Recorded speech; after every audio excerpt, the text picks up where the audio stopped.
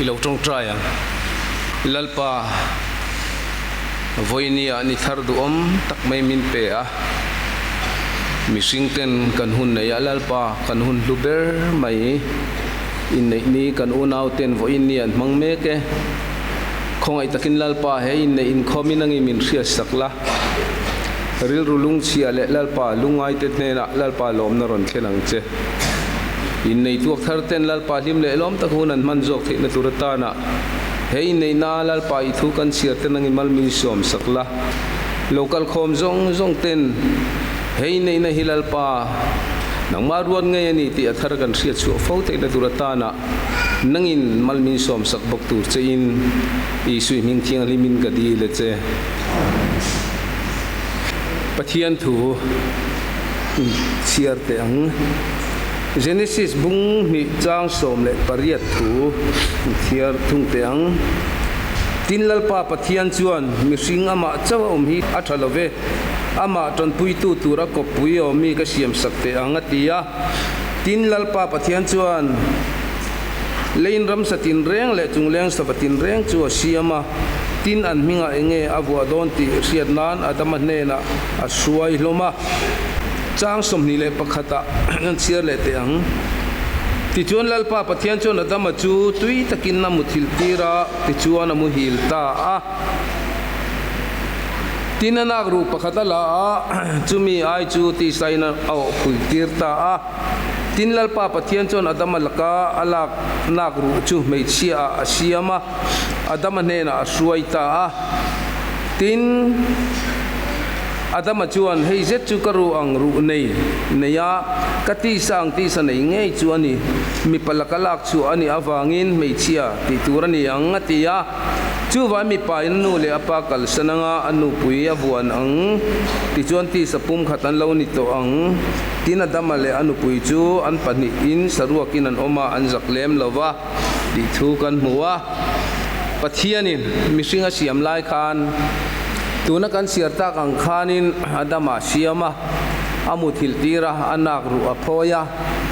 aphoina nu chu ti saina no pui le a chu anak ru chu meichia asiama ti chuan mising adama tran pui tu turata na apeta ti kan ria ta chuanin nupa asiam chan pathianin aneita malakia bung ni cha som panga kanen chuan nunna chi nein pum khata asiam lovem ni atia pum khata asiam lovem ni atia chu malakia min sildana niya tin chan chin thuthung thar a chuan chan chin siak tu mathaya chuan tiang hian ati vele thunga bung som pakwa changa khan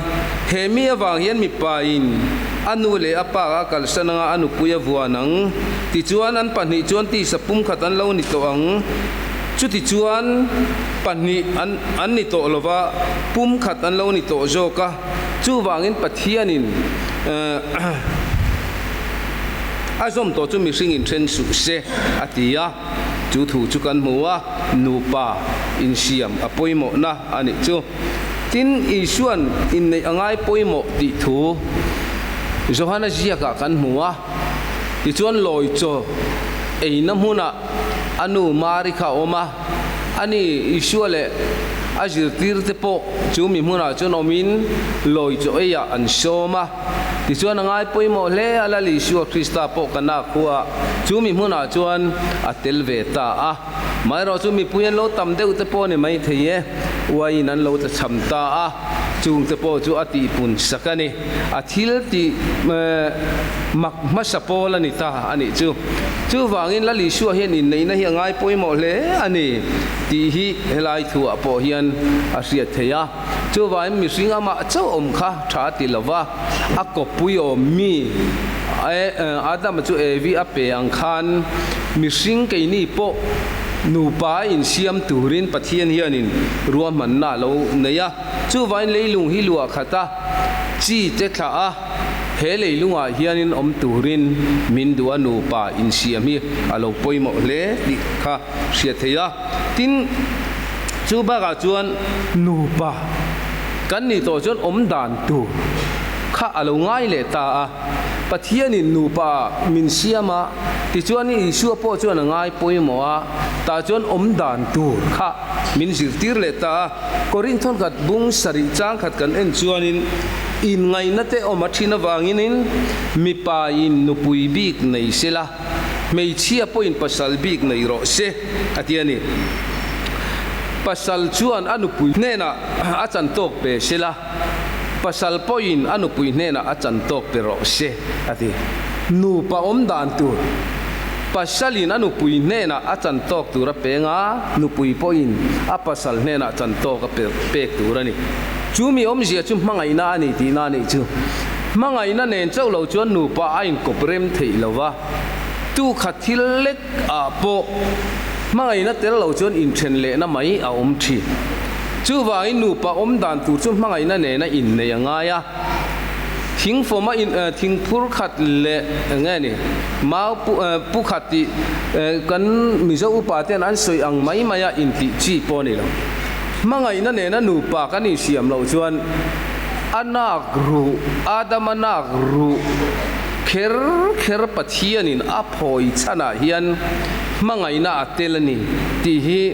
kan theology an te zir chua dan ani chu wang chuanin thin lung nai lai ber mangai thei na lai tur zo ka kha pathian hianin hei hi alo en tir lo kani anti chu wang chuan voinia po hian mangai na nen nu pa kan ni chuan chan to kanin pek to na ngai trong kam chia kanin pek fo chuanin trong kam vin le du om lo kanin lui fo chuanin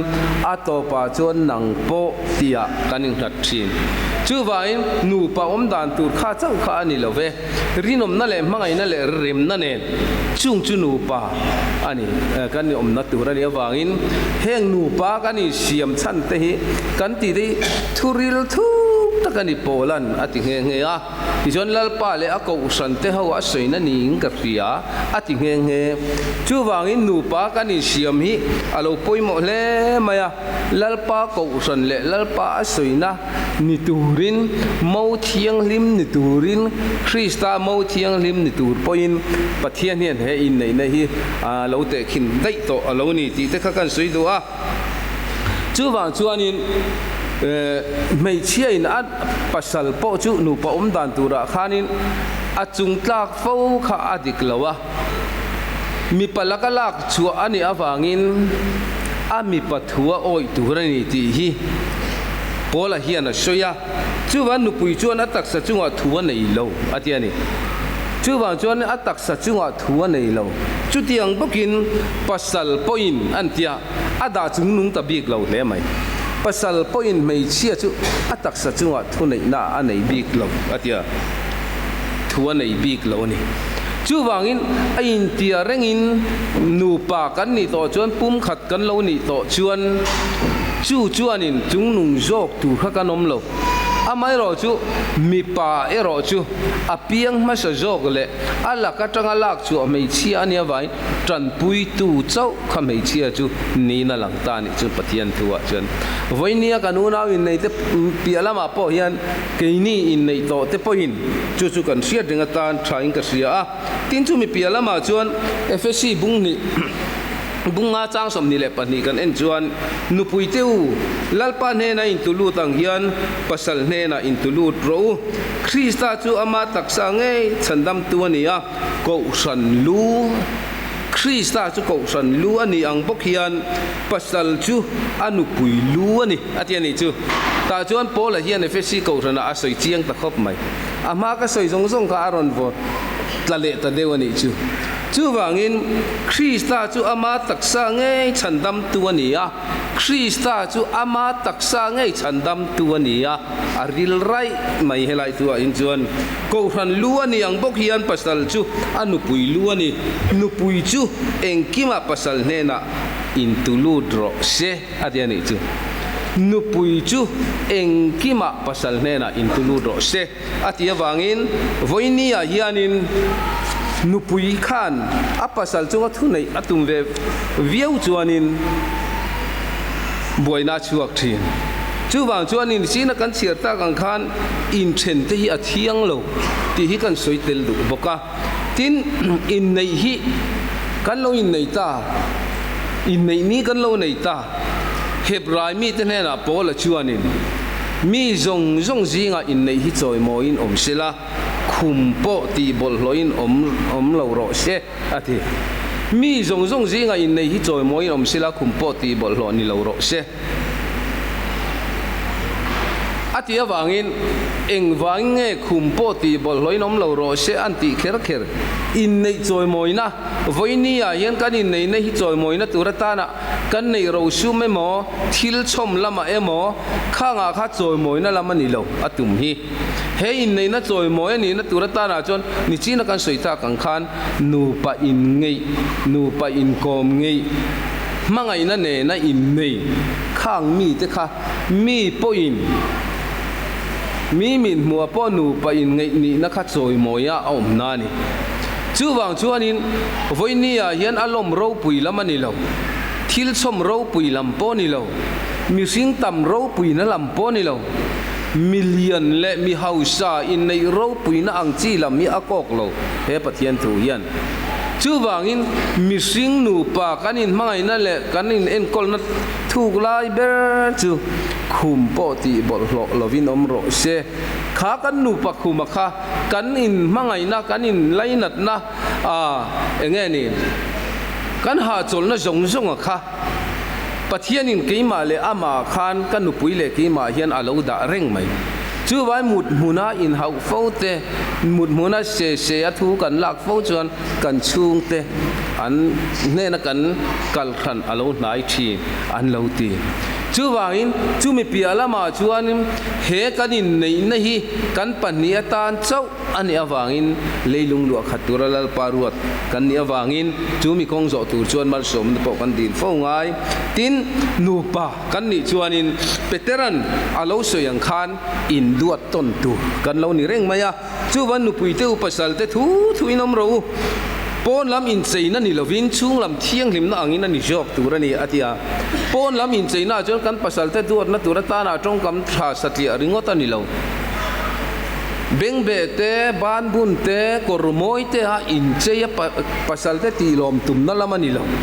thin lung thiang lim na ne na pasal te tilom kha petera hian nu pui te laka om dan tur min sil ani job pasal te poin nu pui te chu bel ke ol jok ani ti srengin khongai thil pek chan pui tu cheu an ni riain choi moi ro u ati kan nu pui te kan choi moi lo chon tu ma min choi moi sak lawang an pon fen alo bala an ke sir alo khia alo bal dewa an funa lo chuara an mel moi na lo tla ke ni lo chu choi moi tu tur kan om chuang lo petera chon chu mutlang khop mai voinia po hian kan unau in nei te chu ha chuanin pathian thu atangin hei nei na hilal paru atani in nei na chuani in nei na hi pathian ruat ngei ni ma seng ke ma ni mi sing te vek hian kan lo ti then le si thina in then te phal lo in mak te pot phal lo mak nu nei te phei chu a thiang lo an ti hiala chu wain nu pa kan in siam chan te kan threng nga leilung lu kha turin christian chung kwa tin turin tin in nei lali shuan ngai poimo ang bok hian christian te poin he in nei na hi suara kan ngai turani lo chu wain in nei nei lal pa pom pui thla pani nu pa kan ni to chon kan om dan tur zonga kan sui ta kan threng nga chu mi pia lama chuanin ni chin kan chiar ta kan khan he mi wa hin mi pain anu le pa kal sananga nu puya buanang ti chuan ti sapum khatan lo ni to ang atia chu wan pathian in azom to chu mi sing in thren su se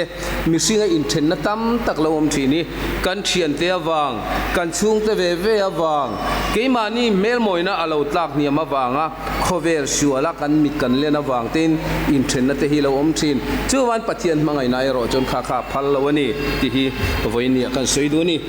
voinia pathian thu kan soite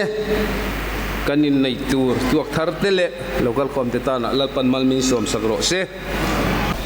voinia kan unaute soita khan vilal ngai omale silal dam puite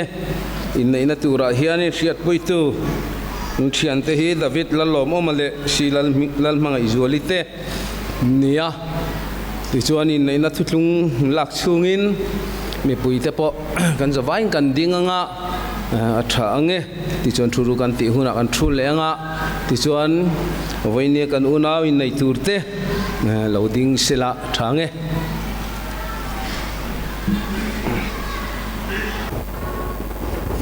le mi puite loading angu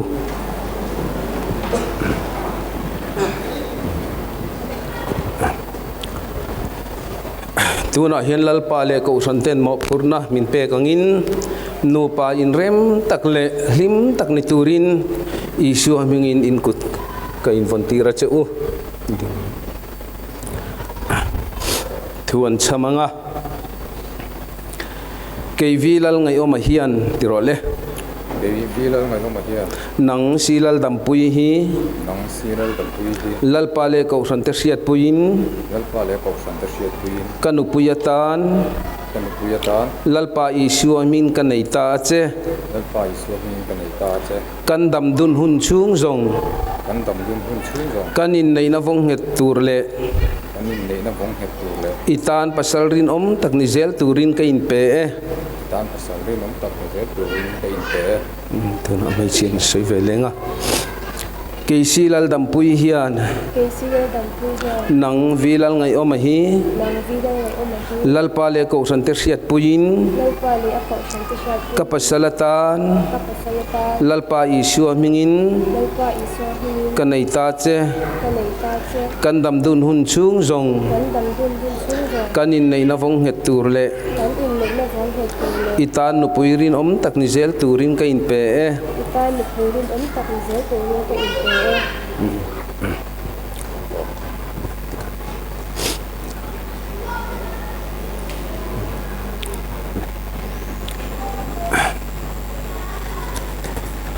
keivilal ngai oma hian nang silal dampui hi kanupuyatan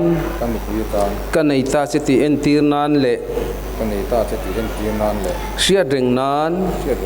he jungbun hi kabun tira che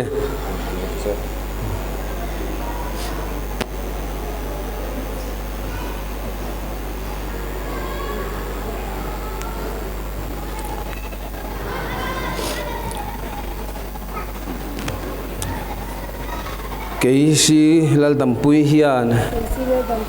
nang vilal ngai oma hi kapasalatan kanaita che ti entirnan le sia reng nan he jungbun hi isu mingin kabun tira che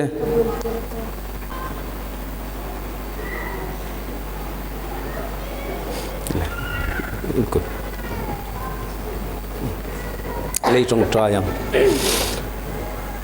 lalpa ente hei kanunau ten imingin nupa ni turin in kutsuina duom takmen ron nei ta mu thein ken ka kutsuya mu thei laulam thin lungin lalpa nai ron kutsuyang che ivan mal som na ne na thlen la fa na mal tuan choi hlim takanu patlim takano ni theina turta na le lalpa nang ma tri tu chung kwa an lo din chu theina turta na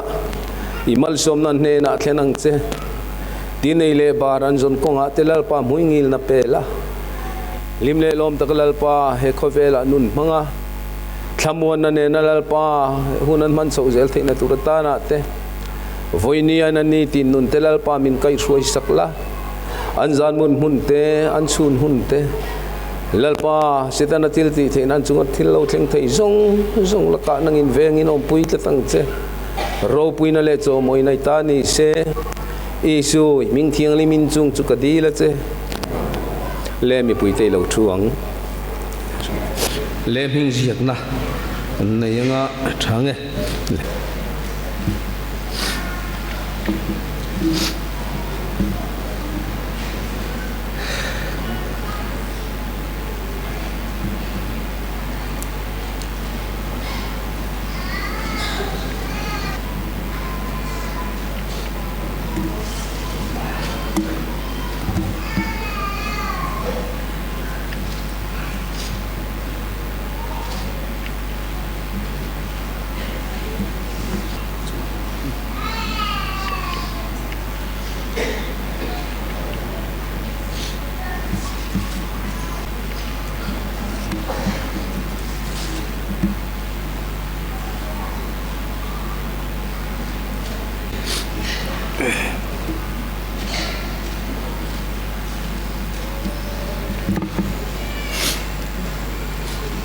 certificate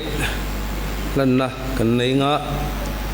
United Pentecostal Church of Northeast India in nei certificate hei hian vilal ngai oma apa thanglian sang le silal dampui apa si zadola te chuni somni le panga April sang ni le somni le panga hian salem veng biakina Isu Krista mingi nei ti entir pathian in zom to chu mihring in theng su se marka bung som chang kuwa in nei tir tu reverend simo juala tini nu pahlim tak le in rem tak ni jal ti tuin lali siwa mingin certificate kala na che u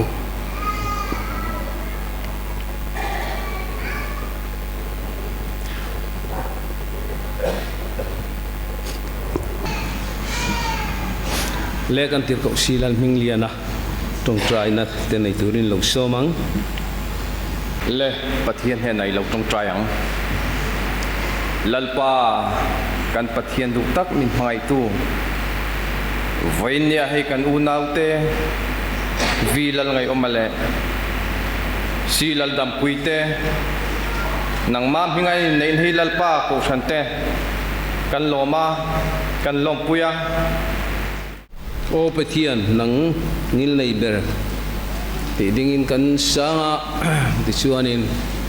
chumi kan sakzo chuanin kan ladinga nga malsom tong train hun ka ti to panga soita kang khan mo nei tu le mo le thian te mi pa lu na lama hian an chuak masanga chumi zo chuanin kan ruai tu te in kan zui chuak nga ti chon mi puiten zui nga me chelam po kha ti khanin me chelam chuana khanin thanglam po kha chu angal mai thei tho tur angai la thange le kan za ding in la than sa hi lo sa u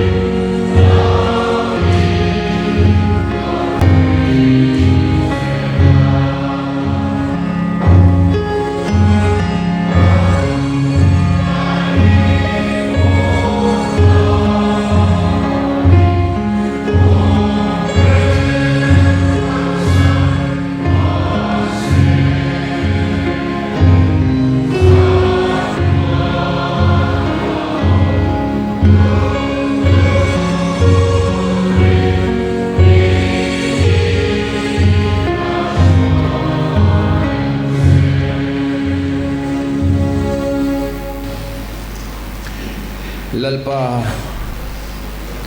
hunri takatang khan vo inni hi kan thira hei ni lo tleng tur hi lalpa ngak lel takin kan thira voini a hun taka lalpa buai le har satna omlawa nangin min man tira van inena lom thu ka rila che voini a in nei tuak thar te ta na imal somna tharin lo tling sela iming ro puina turata na he in nei na hin mal min som sakang che tuna hin kan lalpa Isu Krista khongai na te ami mga ina ro pui tak mai te tharau thiang lima chen chilna le akai soina du tak te chu voini helai muna local khom tele muntina kan una tene na tene kan lalpa Isu Krista minga ti punin lo zel ro se